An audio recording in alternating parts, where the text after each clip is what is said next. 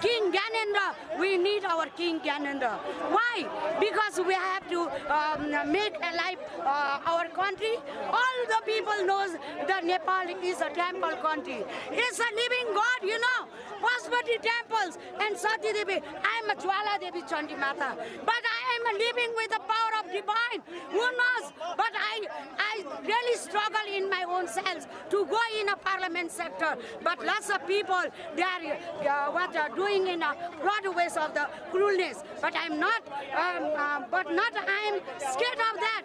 हामी चाहिँ एकदम राइट कन्डिसनमा हुनुपर्छ देशको लागि राजा चाहिन्छ राजाले पुलिसको ठुलठुलो मान्छे आर्मीको ठुलठुलो मान्छे र ल्याएर नीति रूपमा सल्लाह गरेर अनि पत्रकार सबले पहिला गोप्य मिटिङ गर्ने अनि त्यहाँबाट के गर्ने भने राजाले अनि पत्रकार बनाएर फ्ल्यास आउट गरेपछि यहाँ